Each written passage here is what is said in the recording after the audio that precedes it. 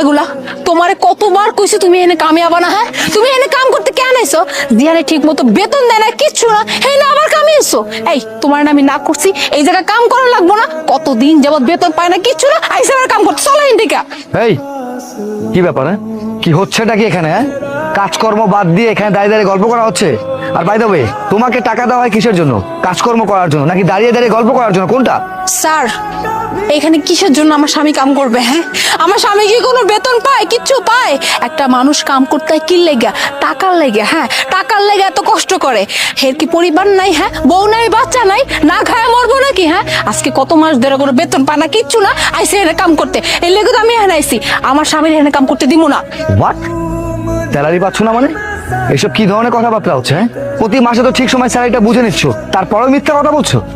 মালিক, আমার স্ত্রী যা কইতাছে সত্যি কইতাছে। এই জায়গায় আমি অনেকদিন যাবত কাজ করি, কিন্তু কোনো টাকা টুকা পাইতাছি না, এই জন্য আর একটু মন খারাপ।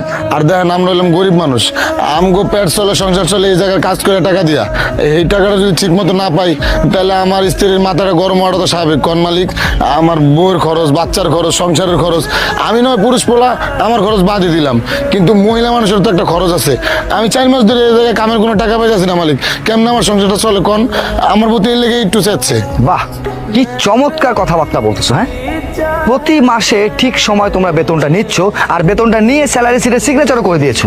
এরপরেও তোমরা বলছো যে তোমরা বেতন পাচ্ছ না। এইসব কি ধরনের ফাইজলামি শুরু করছো? হ্যাঁ মালিক, আপনি যেটা কইতাছেন হয়তো ঠিক কইতাছেন, আমগোর থেকে স্বাক্ষর নাই ঠিকই, কিন্তু মালিক আমগোরে কোনো টাকা পয়সা দেওয়া হয় না।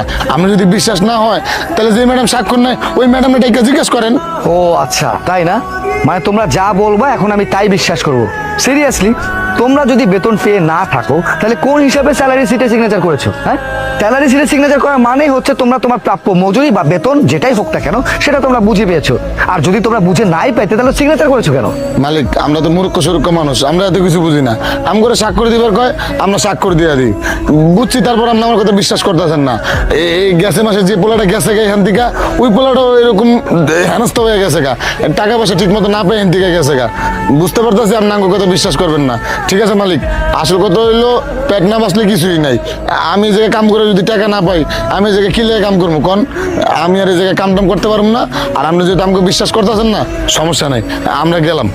এই দাঁড়াও দাঁড়াও দাঁড়াও দাঁড়াও দাঁড়াও। তোমরা যদি সত্যি কথা বলেই থাকো, আর আমার কাছে যদি সবকিছু প্রুফ থেকেই থাকে, তাহলে সত্যি মিথ্যা কি এটা তো যাচাই করা দরকার আছে। দেখো, তোমরা রাগ করো না, ঠিক আছে? আমি ব্যাপারটা দেখছি। আর সবচেয়ে বড় কথা হচ্ছে, তোমাদের কথা যদি সত্যি হয়, তোমরা কিন্তু বেঁচে যাবে এবং তোমাদের যেটা পাও না সেটাও পেয়ে যাবে। আর যদি